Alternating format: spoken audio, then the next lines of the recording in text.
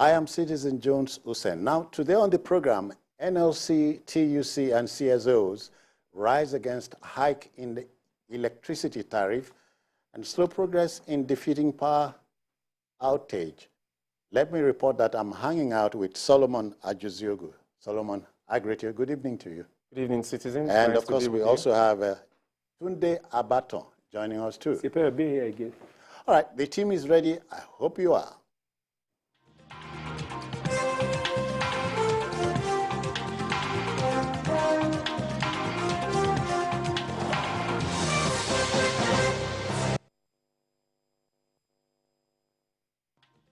All right, let's go our first story. You know, the two-day summit for a new global finance pact in Paris, France, from the 22nd to the 23rd of June, has ended, with President Bola Tinubu promising a new deal for Nigeria and Nigerians. The #1 citizen vowed that ongoing reforms in the country, beginning from the removal of subsidy on fuel and the streamlining of exchange rate, would be sustained for a more competitive economy. It's no longer business as usual, he assured. Now, the new dawn is here for the business world, Tunde. It is not surprising that the president has gone to France to tell the whole world that for Nigeria, it is not going to be business as usual. 2 weeks ago, when he had a meeting with traditional rulers from all over Nigeria, he told them that Nigeria will stop being Father Christmas to some West African countries. And that has a lot of implication. That means that the economy that we have been playing with, the kind of leakages that have been being enjoyed by neighboring countries to the detriment of Nigeria will stop. Another thing that is so crucial is that it is also good for Nigeria that this new impact is coming at a time when a new government is taking over in Nigeria that has come to, like the president said, to inherit both the liabilities and assets of the former government. Inheriting a liability, you have to do certain things that will give you a sure footing in terms of the economy, in terms of the policy, initiative, and direction. And I am so enticed by the fact that the whole world, they are opening their hands to Nigeria, knowing fully well that Nigeria, because of our population and our economic power in West Africa, they cannot afford to lose Nigeria, and they cannot afford for Nigeria to go down. So if there is no other better time than this government to come out with far-reaching policies that will allow us to be open to the whole world, that will also make us to appear as a government that is serious in curbing leakages and taking care of our internal domestic economy. Because it is in the internal stability that will also encourage direct foreign investment from other countries. It will also encourage them. So for the President Tinubu to go to France, it is a beginning of a new deal by Nigeria or between Nigeria and other countries that are also affected by the impact of the COVID-19, which was the principal thing for why this summit is going. So for that new economic order, and I think Nigeria stands a better chance to have far-reaching economic policies that will steer it Nigeria off. has no choice. We have no choice than to have far-reaching policies that will steer off us into the right direction as we begin a new global economic order, because the COVID thing has changed the global economy. And the war between Russia and Ukraine, too, has contributed much to altering the balance of power within the world. Solomon, we are going through what you might call a retooling. The country is going through a retooling process. And you say Nigeria has the largest market in Africa. So taking advantage of that market is something you cannot let lying low. I agree with you, except that I am not enamored by a visit to France, for instance. Anything that has to do with France economically, when it has to do with Africa, I am not enamored. But I know your sentiment. But then I have not felt that France has always meant well for Africa, and generally the third world and the colonies that they colonized. But be that as it may, this is not just an African or a Nigerian thing. It is because everybody has decided that France is the venue to have this summit and to discuss the issues of the economy of the world. I do understand that. So if I had my way, France wouldn't have been the best place, considering their history and their way with Africa and the third world countries. Except that this summit had been planned before now. Yeah, exactly. So, but first, the president is taking extra steps to give a certain level of reassurance to the world about how open Nigeria is now for business. Following the failed expectations that the world had over the past 8 years, the way we should have done things that we did not do them properly. So the president has to send the most positive signals to attract, the outside world to the potentials, to the harnessing of the potentials that the world has always felt that Nigeria has, and that's very important.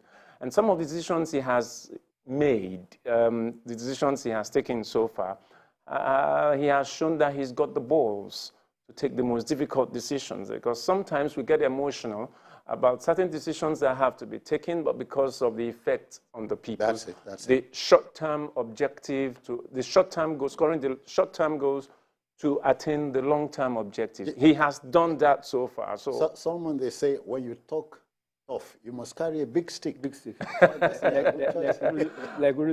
Well, I think that General Buhari did that a lot of times in 1984 to 85. Even this time, he did something similar to that. But we have seen that sometimes you don't always have to carry the big stick. Sometimes it's just the threat of the big stick. And I think that this president knows that rule, that it's not just about wielding the big stick. With the man in the saddle, it goes beyond the body language. No, it goes beyond the body language. You can see that he shows understanding of the very economic issues. The whole world is under stress. The man on the street might not understand the effect of a bit of mismanagement of the economy so far, and then the global stress created by the effect of coronavirus. So the man on the street might not understand this, that the prices of food have, has gone up. They think it's only in Nigeria, the inflation problem. America is having the same problem. UK is having the same problem. The whole of Europe is having the same problem. And the whole world has to come together now to think, okay, so how do we solve this problem? But the fact remains that there are things we did wrongly that we now have to correct. And this president is showing... I wonder how you react to the statement of Tunde the last time. He said, Mr. President told you we're not going to be Father Christmas anymore. Now, that's a bit... tricky? We have to be a bit more strategic. While the president is not wrong, it is the reality on ground that first, to bless people, to give to other people, your cup must be full and must be running over. It is the residue that runs over that you give to other people because you have done the right thing to feed yourself on the inwards. The infrastructures are failing. People are getting hungry. The number of people who are entering into poverty are getting, the number of people is getting higher. We cannot be doing Father Christmas to other people when we have such challenge. So first, we need to take care of the problem within the house. But where that becomes tricky is the fact that Africa, uplifting the rest of Africa, is the center point of Nigeria's foreign policy. So we need to retool that. I remember that, yeah. We need to retool that for the president's statement to be effective. Today, let's add to all of this fine intervention by Solomon the issue of Nigerians at home, understanding where Mr. President is coming from. Well, I think, like he said, that there has to be compassion in our foreign policy because at the foundation of Nigeria up till now, Africa remains the center point. But there's a Chinese proverb that says that the best way to be selfless is to be selfish is to be selfless. Why? Because if you don't guard what you have well, you won't be in a position, if you don't protect yourself well, you won't be in a position to protect those people that you are meant to protect. Yeah. And if you are vulnerable, you won't be in a better position to be. I could remember in 1991, why did the US and the concert of power ask Nigeria to pick the bill for ECOMOG? Because Nigeria was economically viable. Yeah. And that Nigeria spent most of the money in making sure that there is stability in Liberia. And the region at large. And the region generally. So, except of course Nigeria, I don't expect America or UK to pick that bill. Yes, we'll still retain Africa as our centerpiece. But back home, if there's any other time that we have to be very fundamental and take far-reaching economic decisions for the macro economy of Nigeria, because Nigerians are angry and hungry. And coupled with a lot of multiplier effects of the increase of the removal of fuel subsidy, as we are going to discuss later, that is making things rather difficult. It is pushing the poverty level higher up than expected. So the president, I knew that last week when the committee set up by the federal government and NUC and NLC met, they are to agree on a certain modalities, which is going to be submitted by. All right. Okay. So let us fast forward that and push some palliatives that are fundamental. Not buying buses alone. It's about, I don't believe in that. Yeah, don't forget, Nigerians are what the white man calls a fastidious people, not too easy to please. To please, yes. So we have to do certain things that will actually bring succor. Yeah, and why not? People. And so for Mr. President, we wish him Godspeed. Yeah, well, Okay. I was going to add just something a bit. Yeah. All that the president is doing now reminds me of what he did at the very lower level in Lagos in 1999, because the first step he took, I remember that very clearly, was to invite the World Bank. He actually invited the World Bank here and say, look, Lagos has so much potential. Could you help us? How do we make this work? How do we shop? How do we make Lagos so huge? And today we say that Lagos is like a country on its own, the fifth largest economy in the world. That's because of the foundation that he laid back in 1999. And I hope he brings that magic wand this time. Okay, to our next story. You know, the row between the NNPC and the Federation Account Allocation Committee, FAAC, over remittances appears to have come to a head, with the former failing to make monetary transfers to the latter. Now, Mr. President has therefore approved a memo approving a committee to reconcile the crisis between the two, that's the NNPC and the FAAC, over the remittance failure. Meanwhile, the FAAC has shared a total of 786 billion naira for the month of June. That's the problem of doing the right things at the right time, Solomon. First, well, if the president doesn't have an answer, he has to try to find an answer. Why shouldn't there be remittance? Has Nigeria not been lifting oil? Has the NNPC not been refining oil, whether at home or abroad? Has it not been making money? Has it not been making money? Why will there not be remittance to FAAC? And why will there be zero remittance for the month? And you know the implication of that. The implication of that means that we did not make... And is there no proper accounting system here? Now, that is what the president has to unravel. He's not been in the saddle. Someone else had been in the saddle. For how long has this been going on? How did we get to the point where the NNPC, that has almost the sole right to lift crude, to refine them, to bring them in, is telling us that there is no remittance? So what do the states get? What do the local governments get for the month? What does the federal government get for the month? Because if we make no remittance, then it means that there's no money to spend. So except we have to go back to the till and look at how much we can eke out, how much we can scrum out from the till to settle that in the meantime. And that's not good. That's not boding well. Yeah. So the president has taken the right step first. You do not, even though the president is a finance person. Now, this is the difference.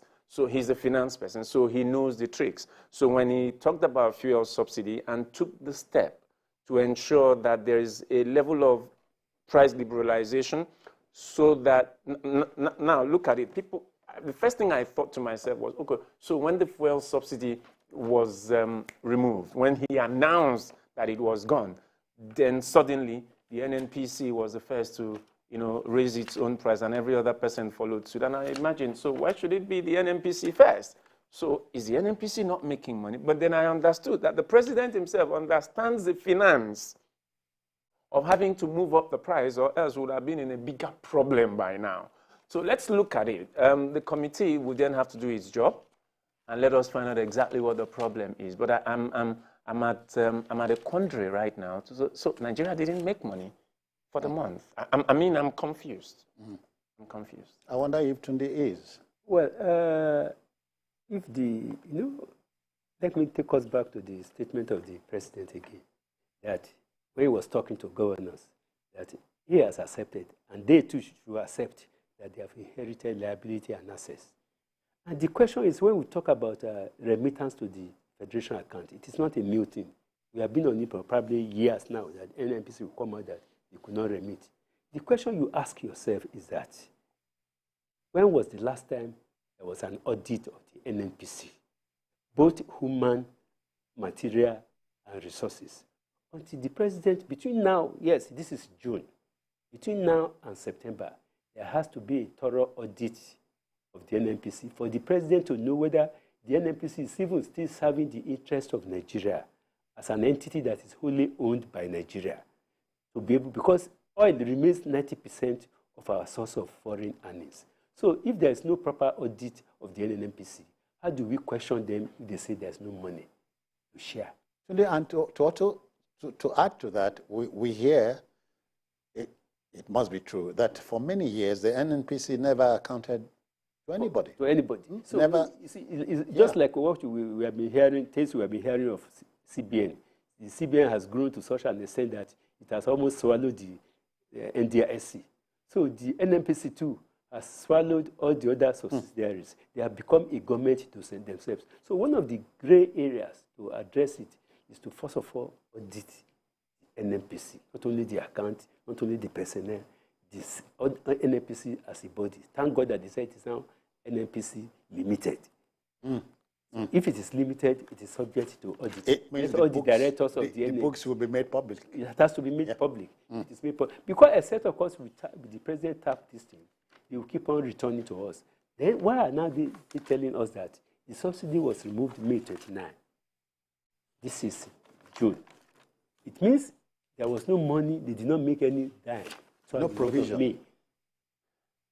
Does it mean that they did not make any dime throughout the month of May? Because this is no. Does it mean they did not? Well, I don't work in the NNPC, so as confused as you are, that's I'm as confused as you. Make any money but this is not a laughing matter. It's not a at all.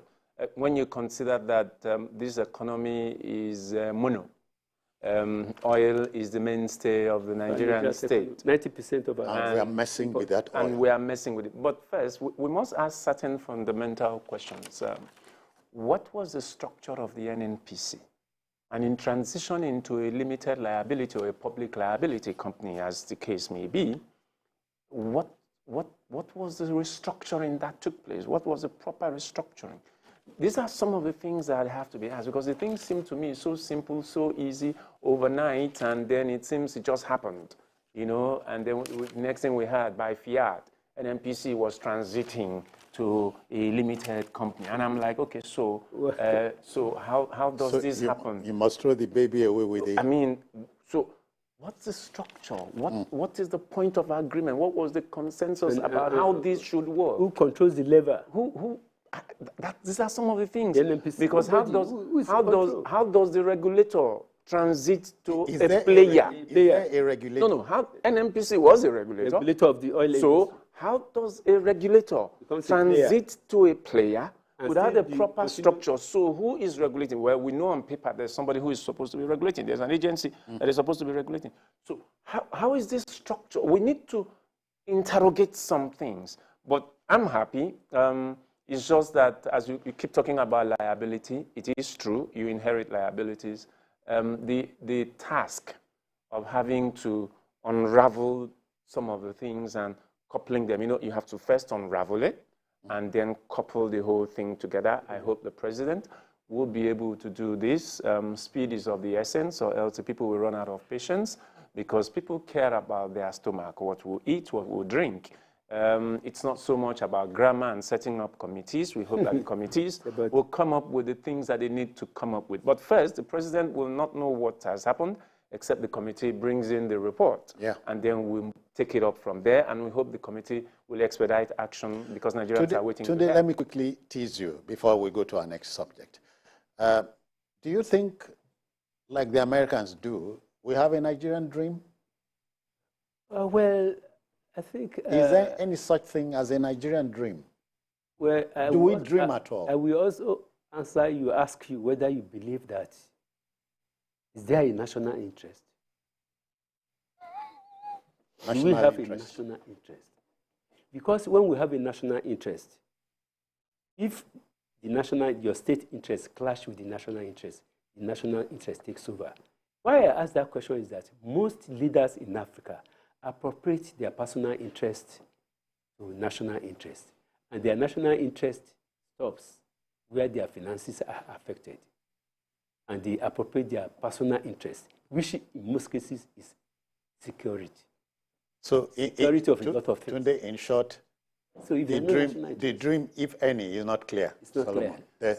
There is a Nigerian dream. Okay, okay. There is. Maybe after the show, open the book to me. There is let me see. All right, we'll go on a commercial break, but please stay. We'll be back shortly.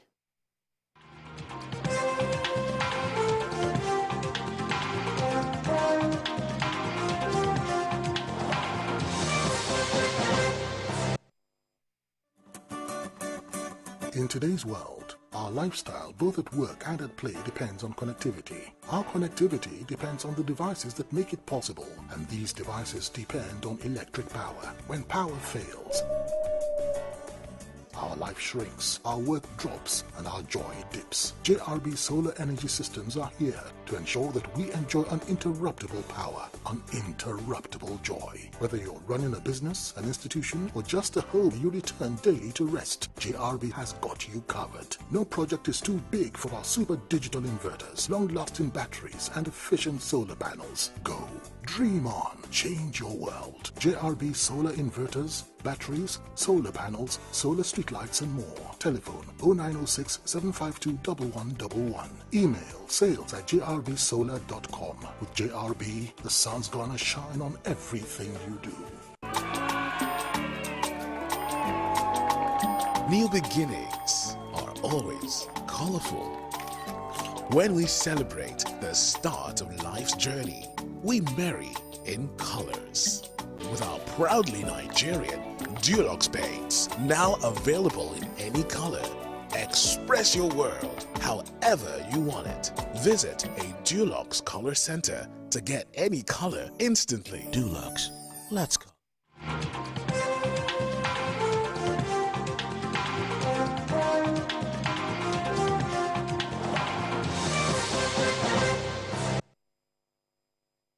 Okay then, welcome back.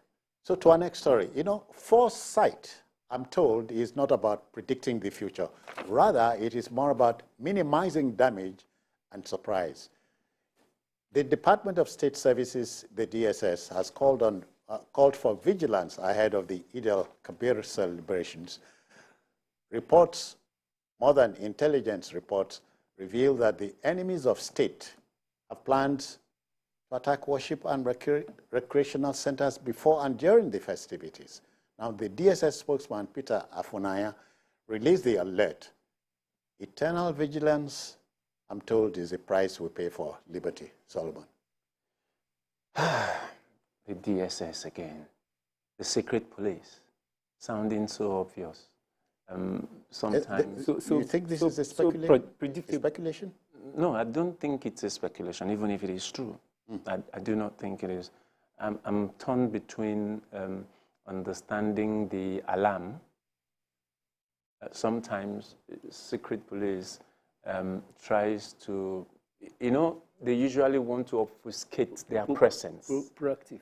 They are working on the ground. You don't get to see them. You don't really get to hear them. It is not the DSS that talks about these issues in the open. It's either the civil police that handles issues like this, because the secret police is not meant to be heard or seen. They are supposed to ghosts. And then I have had my problems. Solomon, except that in America, the FBI at a time like this would come in. Yes, they would come in, but I think that there has been a certain level of deterioration of the operations. They've become more visible these days, and I think that the cover of some of the operatives is being blown all over the place. I've had to attend a couple of events over the years, and I'm a bit worried. I'm not saying that this alarm shouldn't be raised so that Nigerians will have a level of consciousness. maybe because the police have had to do a lot to shore up their image and raise the confidence of the people. Because if the police was saying this, a lot of people would probably, oh, it's the police again, you know, they don't seem to take them seriously. Maybe the DSS is saying, but the DSS is beginning to sound very regularly. You know, they are not the kind of people you should hear regularly, you know, so that whenever they have to raise an issue, then you know that this is a very serious issue. We know that at this time in Nigeria, there is the importance of vigilance. But I'm worried that whether this alarm is appropriate, whether it wouldn't get people edgy, whether people wouldn't panic, but it is sufficient to raise the awareness so that people will be vigilant. But I'm also worried about the level of alarm because on Eid, maybe a lot of people, based on this warning, will probably not go to the mosque, will probably not go to the Eid grounds to pray, will probably not carry out their spiritual exercises the way they would like to carry them out. One of the things you want to avoid is to create that sort of internal panic in people. It leads to a loss of confidence. We agree, but I think that this is the time where we do less of talking and we work the intelligence, because that's where the real work is. Policing the country is a very, very difficult work. I think that at this time they need to begin, our country, not just our country, any country, because that is the real cost of security. It's the policing, the amount of resources you devote into that, both in financial terms and in person terms, in human terms, is so massive that it can be a bit intangible, especially when the peace is all over the place. But the work is rather done on the ground, where the DSS alone can't do this job. Then I think there should be a level of interagency operations with, you know, the state security, the secret police, the intelligence services of the police, and the, you know, visible police, the intelligence arm of the defense of the military and the army. They need to come together to pull forces together. That is one of the things that the president talked about, interagency cooperation. Raising the alarm and making the noise can sometimes create a stampede. Okay. Today, you know, he thinks it's an alarm, but again, the DSS, as well as much as you and I know, must appreciate shortcomings of the regular police force. If it's raising this alarm based on intelligence, you think it should keep quiet? Well, I think basically, like he said, the secret police, they are not supposed, apart from not being known physically, they are not supposed to seldom speak or issue statements. But there's something that I understand that is going on in Nigeria, that they have to do that. Right from the time the military took over in 1983, you know, the police used to be very, very powerful. When we really look at it, internal security is the absolute work of the Nigerian police force. And to some extent, you can agree that the role of the DSS is more or less they have taken over some of the major roles of the Nigerian police force. If the police have failed over the years, and the military have taken over their job, and the job of the military is insurgency, it is not to maintain law and order. The problem, the instability, internal instability we have had in the last 7 years or 10 years, seems to have overwhelmed the police from doing their normal job. And that probably explains why DSS is coming out to talk now. And because Nigeria is seriously under-policed, in some areas where the police is supposed to guarantee peace and maintain stability, it has failed. Then the DSS is now being made to take over that particular role. Yes, it is good. I also like to mention one thing. So otherwise, my angle to what I asked is this. If the intelligence got to the DSS as opposed to the regular police, what should the DSS do? Well, they should take, they will have, before making that statement, I want to believe that they have taken measures to reduce the impact of whatever security breach that may happen in any past 36 states of Nigeria. But I think that thing is just, because it may not necessarily stop anything, but it may prepare the minds of the people to be vigilant. I think vigilance is very important. I think that it may not stop anything. I think that what this should have said, based on the intelligence, is the interagency operation and collaboration to really tackle this. The DSS alone wouldn't be able to handle this if it's going to happen. When you consider the peculiarities of mine and your country?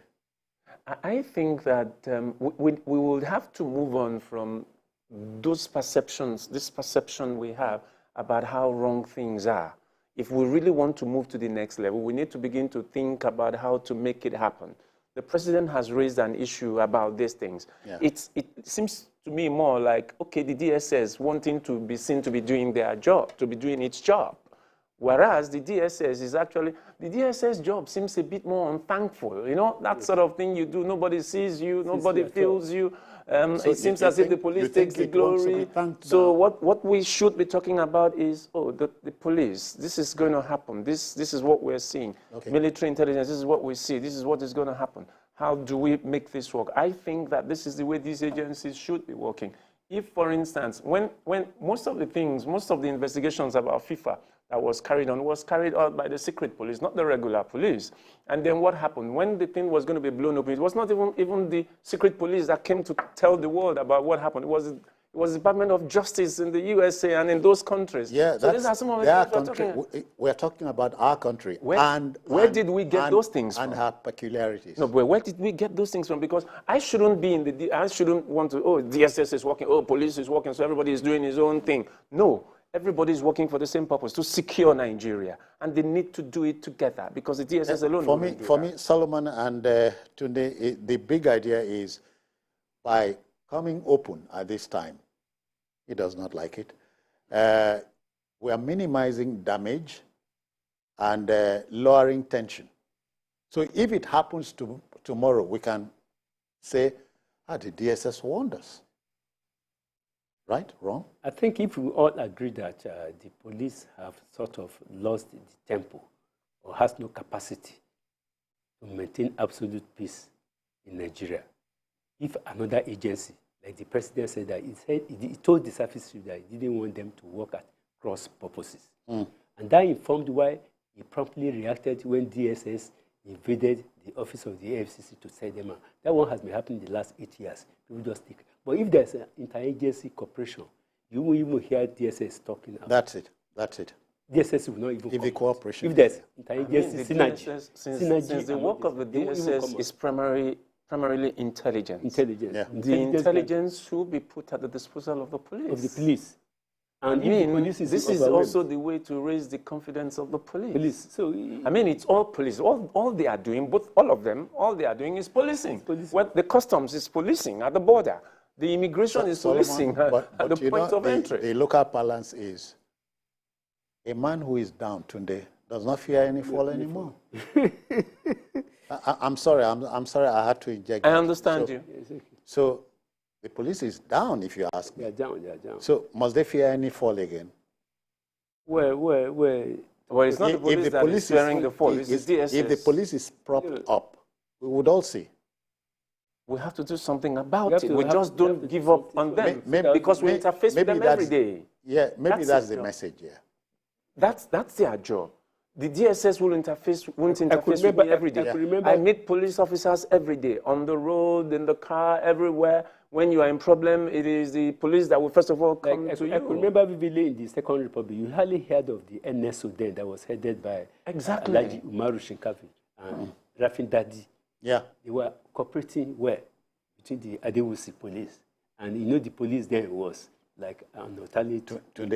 It was not Adewusi police, the Nigerian police under Adewusi. Because it was, he gave, you may not like him, he gave character, definition to the police. And the police were actually relevant. You hardly hear of and it was the one who introduced the so-called mobile police. No, I had friends amongst the old NSO, but NSO. I hardly knew they were. You hardly knew them. I hardly knew they worked on the ground. Because when they live in the same building with you, you won't know them. That is how secret police should act. And this is how this information get to the police, who then take prompt action. Yeah. We won't have enough policemen to police. Civil police. We will never have enough DSS operatives to do the work of DSS. We will never have enough soldiers to do the work of the military. These agencies have to work together in order to complement each other and give us the sort of confidence that we need, because they have to possible. feel it's possible. It's possible. And our business here at the Hangout is simply to mold opinion and allow decision makers to do whatever it is they can do with the opinion. All right, then. Let's go to our last story. You know, these are very lean times. They become more demanding when tariffs become hiked.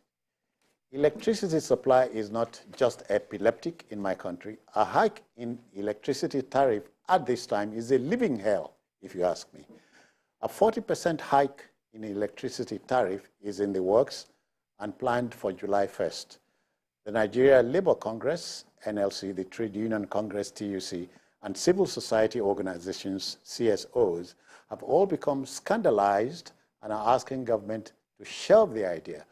All three groups say the plan is not only inauspicious and insensitive, but reflects an organized indifference to the plight of the poor masses of Nigerians. Tunde. Well, I think these are the consequences when you run a mono economy, an economy that relies solely on one product. The fluctuating price of oil in the international market and the withdrawal of subsidy has actually disrupted lives in Nigeria, because 90% of transportation in Nigeria, 90% of industry, except probably Cabri or one or two, they are using electricity. In most cases, they use diesel. So when something happens to oil, diesel price, I understand, that has always been going on, and it will go up again. So when something happens to the major product, you have multiplier effect, and that is what we have to deal with now. It is not an excuse, because as far as I'm concerned, since 10 years ago, when we sold, when we dismantled NEPA, all those people bought IKEDC, eco-electricity, they have not even justified that they are running as a private entity. Because people still buy their electric poles, they still buy their transformer, they still do anything. The only thing cables and stuff. These discos and telcos are doing is not just to rip people off. So the thing now is that now when we now bring a new price now, it used to be maybe those in the category of D and C, it used to be 50 naira to 47 naira. There are some that are probably A, B, C. Their rate is different. Now, but those people who fall within the poverty level are between 50 D and E, and you are now asking them to pay 67 naira per unit, up to 70 naira per unit. Already, their take-home pay has not been increased. Because all these things, there has to be a synergy with all these things. I want to believe the president is adequately prepared for this office, and he has seen a lot of things, and that explains why he called a meeting within a week of labor, of the tripartite committee, to look at the far-reaching effect. Because you are not only about fixing price or increasing salary, it's about all those little effects. Because it is what a worker takes home that matters. It is not what you pay him. When he has to pay, he was paying 50 naira per unit before, he now has to pay 67 naira per unit, 70 naira per unit. He has to pay more money.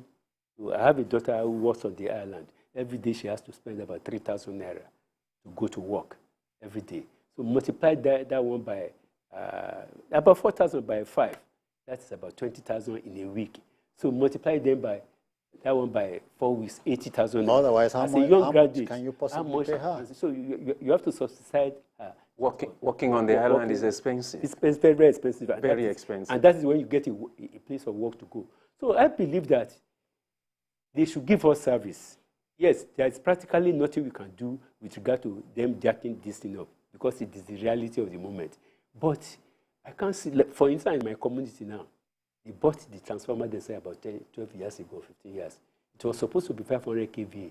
It is now 300 kVA.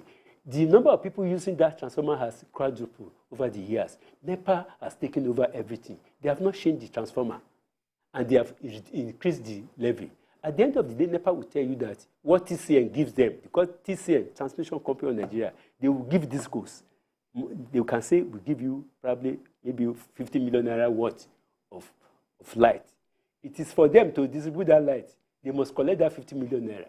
So discos are looking for all ways possible not to spend money all those who bought all those discos, we have to go to this. They did not invest in transformer, in so many other things that will make the people even enjoy the little electricity you are giving them. So it is not this time that they should be talking of increasing tariff if they cannot improve on the service that they are providing for the people. It is unfortunate. Otherwise, ordinarily, Solomon, it is not this time. You would say something like, Nigerians are ready to pay anything so far as the electricity supply is steady. Nigerians, yeah, okay, fine. I enjoy electricity, personally, so you generate your own no, I don't generate it, so I enjoy electricity. Few fortunate ones. I'm probably one of the few fortunate ones in my little quarter of Lagos, where I live on the mainland, so I enjoy electricity. But first, let us break it down. So it's not just about me, it's about majority of us. Solomon, before you break it down, let's make some money. We'll go on another commercial break. We should be back. Please stay with us.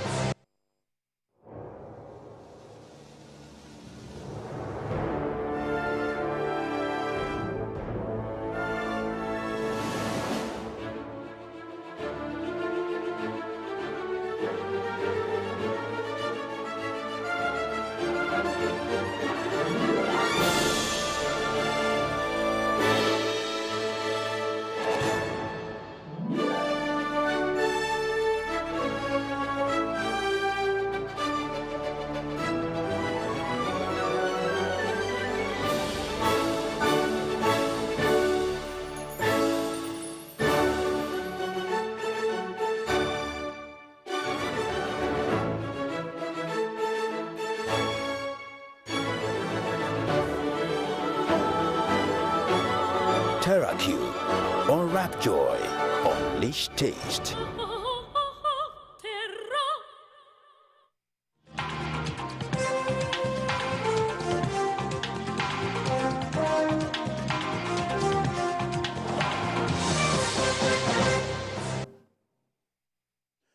Well, our story is about the planned 40% hike in electricity tariff in my country. And we have told you about the three institutions, the NLC, the TUC, and the CSOs, the civil society organizations, kicking against the raise. Today, what we have done with electricity supply over time is unfortunate, avoidable. We caused it.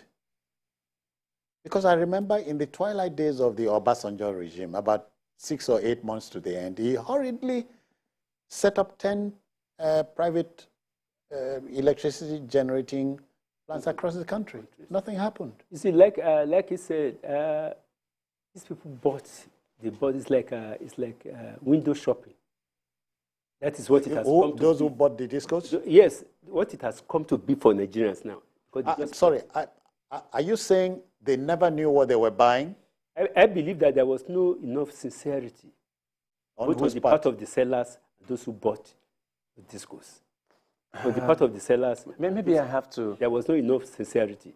If those who purchased it know the content of what they have purchased, probably they have negotiated another way. Well, I know that the problem Buhari and co had was that if you terminate their contract for probably 10 years, you pay about 600 billion for breaching of that particular contract. I used to explain to people for breaching that contract. And don't you think that was a part of the problem, putting that clause in the contract? Well, like I said, if the purchase, if the agreement was transparent enough on all sides, it should have been ironed out before it was sold.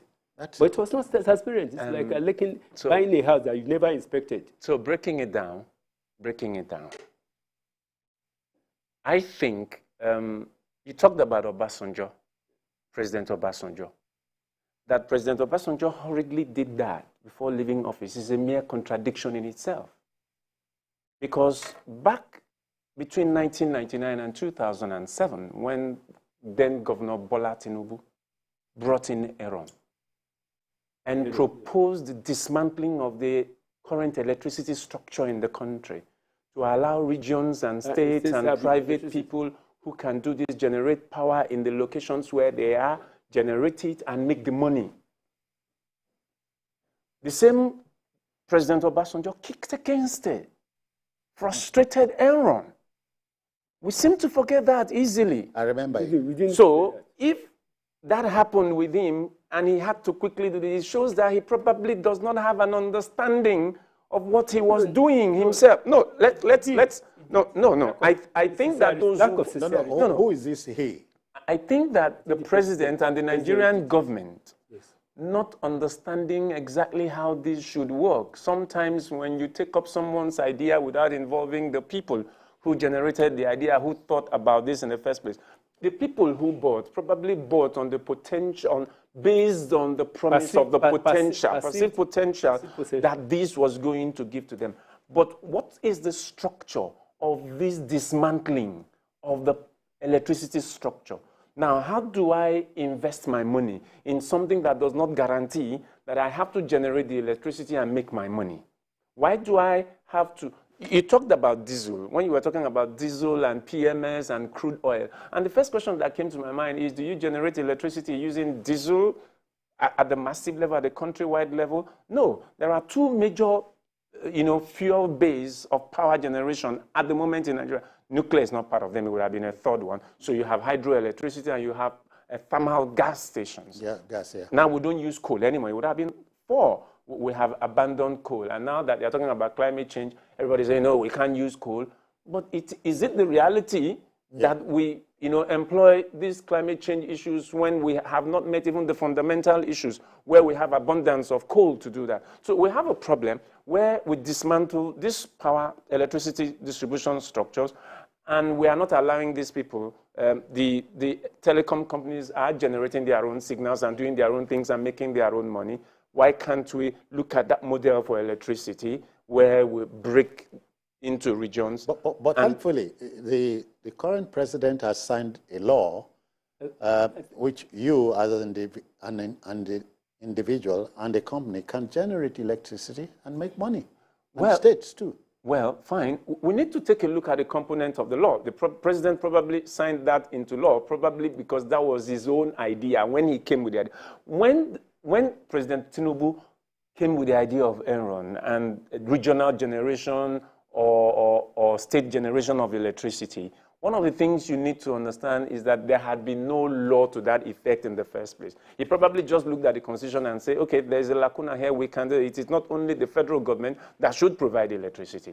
And so he came with the idea of Enron. If you told me in the same breath now that Governor Bola Tinubu then meant to bring Enron here and generate electricity. Exactly. So how would they possibly hurriedly sign a law like that without I think we have to get knowing the components. components? I think we have to get something clear. See, one of the fundamental problems why we are still discussing about electricity now is the kind of structure that we are operating in Nigeria.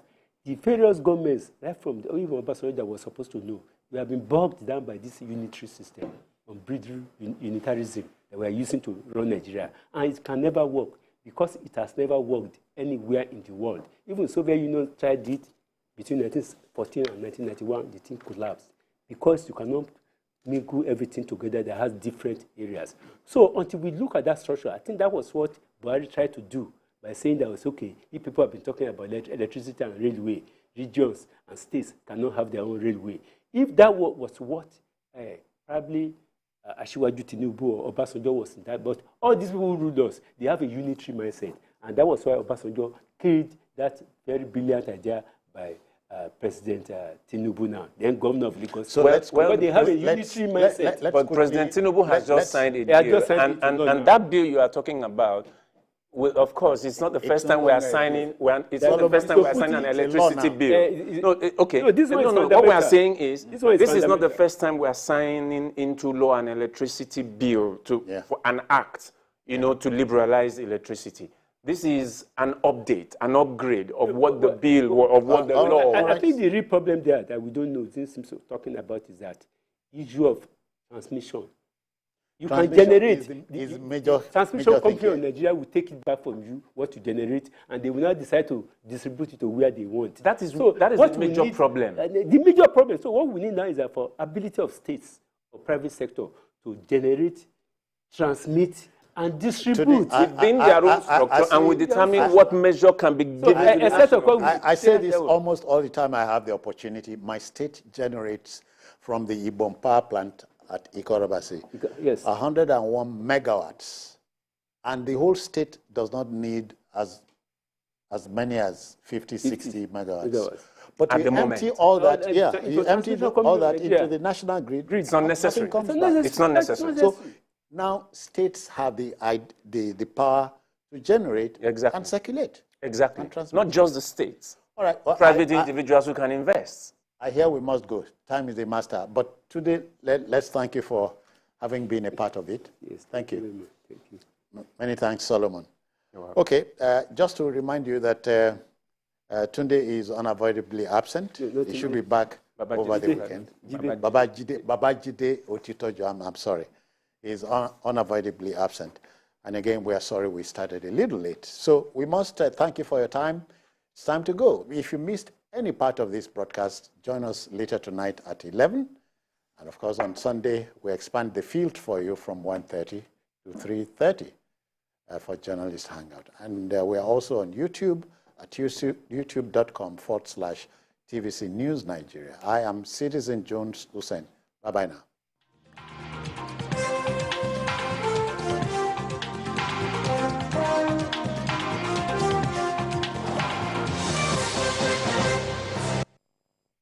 Done it back to back for 10 years. On YouTube, here's Taiwala, champion of Warri. Lagos, it's Ajebo Unleashed 10.0. Tagged Grateful. Come experience hilarious performance by Ajebo and friends, featuring Forever, Frances, Remote, Damola, Kenny Block, Dan